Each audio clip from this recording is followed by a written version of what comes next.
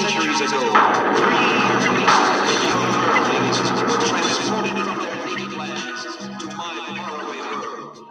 Here they were granted astounding powers and eternity. Then returned to Earth. Their mission, to watch over the human race, helping the good in it to survive and flourish. In the course of history, their names have become legend. Hercules, empowered with the strength of 100 men. Astrea, able to assume any living form.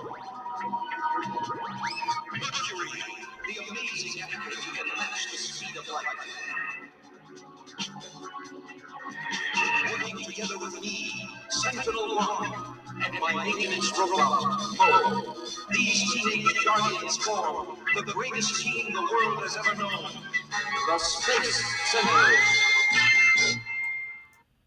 Welcome back, fellow agents. It is I, your astral agent of awesome, X7, the host of Xenorama, the podcast of heroes and monsters, and also the publisher of Xenorama, the journal of heroes and monsters, available on Amazon. Today we're doing episode 2 of the Space/Young Sentinels. This one's called Space Giants, because somewhere out in space live the space giants. No, not those space giants. It's not Goldar, his wife Silvar, and their son Gam. These are different space giants. It's unknown who wrote this, but it was first broadcast September 17th, 1977. So let's get right into the episode here. It starts out with some nonsense with Mo falling in love with her, being in love with Astrea, and we go on from there. I've got a little surprise here. We can do this now and get some different ones. There's Zyra, I think is her name.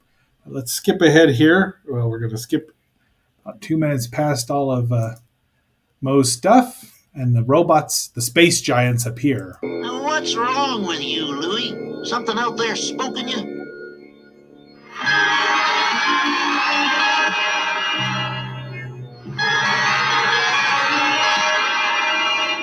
You been eating local weed or something? Settle down now. You don't see that there's the robots walking. Yeah, boy.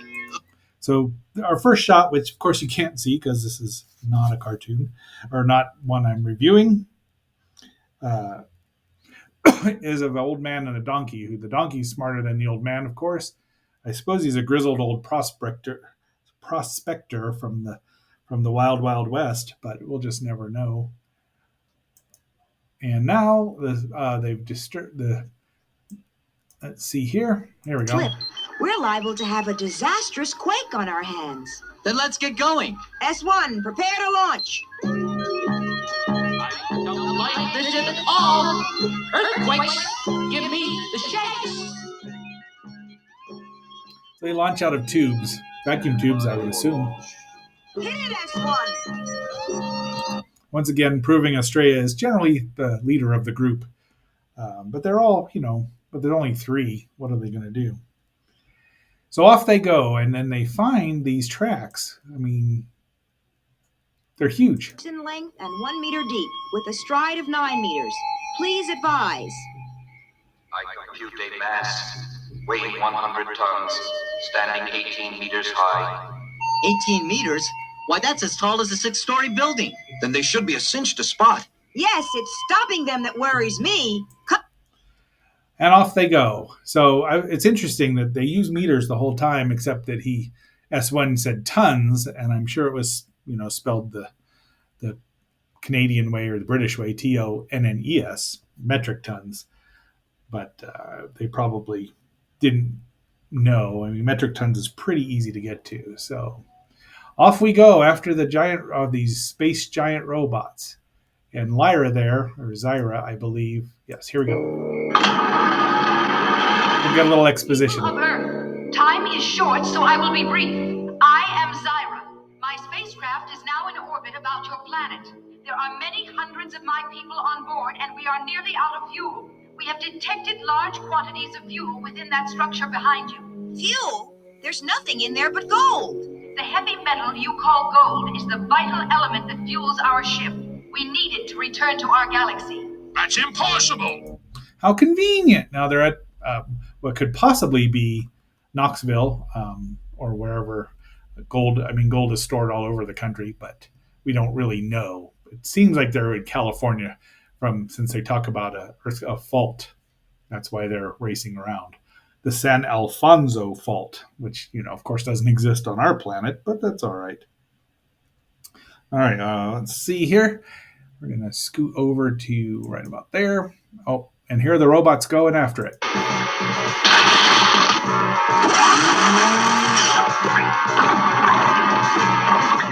They're using a form of vacuum. Austria's been in there a long time, Merc. Austria's tried to infiltrate the robot. But they're using a gold picker is what they are. Where's Prince Planet when you need it? And where's Rodak when you need him to get rid of these space giants? Austria has assumed the form of an owl, and so she's inside and she's going to wreck one of the...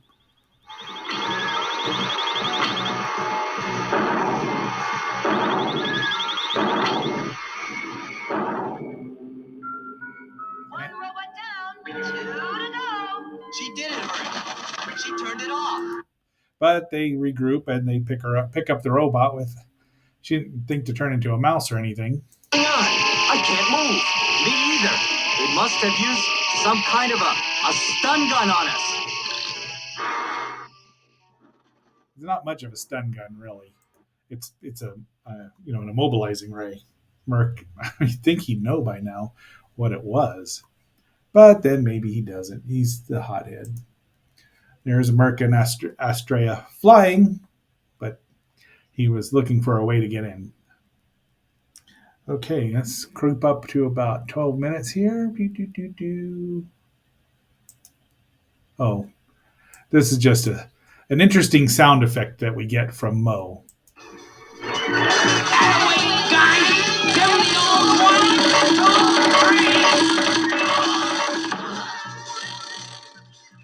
As we well know, that's a Flintstone sound if I've ever heard one. I wouldn't put it past Hanna-Barbera to license out a Flintstone sound, but maybe they did. I'm sure they did license it out because Filmation wouldn't just steal it. But that's definitely a Flintstone sound. We've heard that 100 times when they're about to run off. Someday we'll have to talk about the Flintstones because, dinosaurs, but you can watch it free all over the place now. So yeah, Hanna-Barbera sounds in a Filmation cartoon. This happened quite a few times with other studios. Toho licensed out Godzilla, their roars for their monsters many times, and in both Mazinga and Devilman, you'd hear suddenly Godzilla would show up and all kinds of roars. So you make money that way, right? Extra money. It doesn't cost you anything. They pay you a fee. Anyway, I digress. Market out there greedy for gold, and they don't care where it comes from. Now you can help us unload the gold as soon as I deactivate the robots. Oops. What? We will not be deactivated. You speak, but how? We have learned that we cannot trust humans and their error-filled ways. We are perfect machines. We will soon establish a perfect world filled with other machines like us. And where do we imperfect humans fit into your perfect world? You don't. All systems operative. So the machines have gained sentience. Now it's been established, and I kind of missed that part, that this is a film crew just trying to, still, it's not a crew. I mean, they are a crew, but they are not, making a movie. They're just trying to steal gold by doing the old fake the alien invasion routine. And somehow they had some guy who built robots. There is a kind of a Dr. Quest looking guy here that you can't see because I didn't take his picture. Screenshots are everything. Had I realized I could moved through screenshots, I'd have been doing that. But I'm still learning. And so we're not ever told how they got sentience and how they built these amazing machines. They look ridiculous, as you've seen. I mean, their legs are very long. Look over here. And there's two of them, and they're blocky. All of the robots in here are so far have been very blocky, not like the smooth robots. But it gives them a definite look, and it does the whole series a look. And I'm enjoying this more than I would have, if you'd have told me the last time. I'm glad that it got released, and I'm glad someone's preserved it here on YouTube for me to review. Let's get here. Up there. Okay, let's hear some more from S1 and Mo, maintenance operator. Ideas of their own. Can you spot them? Monitoring new ground tremors 10 kilometers north of your location. That has to be them. Thanks, right away. This should keep Zyra and her cronies off the streets until we get back. I sure hope they didn't forget them, because we didn't hear any more about Zyra and her cronies. They just wandered off. They just ran off to stop the robots. And they're going to make them fall into the San Alfonso fault and kill them. Now, these robots are sentient. I was kind of surprised for a Saturday morning cartoon they didn't try to do a little bit more with that, but maybe I'm expecting too much. But it's a good episode. I like this more than the last one. Those Tin Men don't waste any time. Sentinel 1, we've located the robots. They've set up a huge energy shield out here. And they're building something inside. And probing energy shield. It is similar to the earlier energy trap, but infinitely more powerful. The best I can do is open a small window in it. Which is what he does. And they look inside, and Herc throws a boulder here. Sure aren't interested in the gold.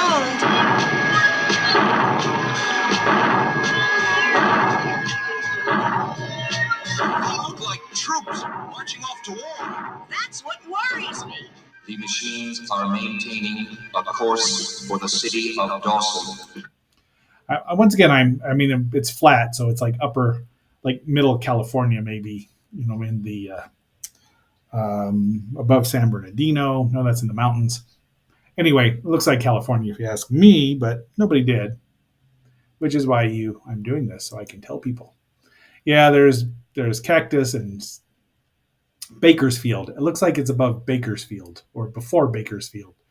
Oh,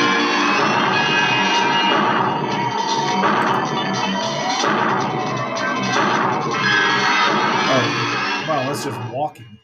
So, it's pretty impressive. They're walking right through, and nothing's happening. Verified. The fault is holding. It will require another several hundred tons of force to jolt it loose. Several hundred tons? Wait a minute. You know that old saying, the bigger they are, the harder they fall? No offense, Herc. Yeah, like several hundred tons worth of hard. Come on, we're gonna play Dump the Leader. I just noticed this episode that Estrella's eyes are green, Herc's are blue, as you can see in the screen grab here, and Merc's are brown. It's just an interesting color choice. And down they go. And they crash over each other and crash and crash. We're headed to the end of the episode here. Because all of this force, I should have had that picture. We're going to go next. There's Estrella herself. You can hear them. It's like they were like dominoes. But once again, they get swallowed up by the earthquake and killed. I mean, with 13 episodes, they don't really have sequels. I guess that's what you'd call an open and shut case? I don't believe he said that. Did he really say that? Afraid he did, Herc. Come on, guys. So, again, they don't even think about these robots being sentient and, maybe feeling pain. They didn't want to be used, but they did want to destroy humanity. So, kind of got to weigh that into it. Maybe I'm overthinking it. What? X7 overthinking? Say it ain't so. Not knowing when to stop thinking. That's what I do. I think everyone who knows me can will attest to that. So there's our episode. I'm happy to learn I can use these slides. That'll be way fun and easier than really using the video. Should have done it yesterday with the Attack of the Monsters. Apparently, Shout Factory thinks that I used part of their dialogue or something from their Mystery Science Theater discs. I mean, it didn't hurt me or anything for the YouTube video, but it was just a surprise because the part they were talking about was all me talking. I was doing a monologue, as many of you know I can do so very well. All right, but that's our last episode, or our next step. That's our episode for today, and we will be finishing up Attack of the Monsters tomorrow, part 2. See if I can get Shout Factory to, and I love Shout Factory. They put out great stuff. Don't get me wrong, that's YouTube, but be that as it may, we'll do that, and then I'll be on site on Wednesday night and Thursday night when we do our episodes from there. And I think now that I can do slides, this will be fun. Maybe we'll figure something out here, so it's not just me jibber jabbering, but we can get little sound effects or something. And be that as it may, agents, until our next assignment or adventure. Yes.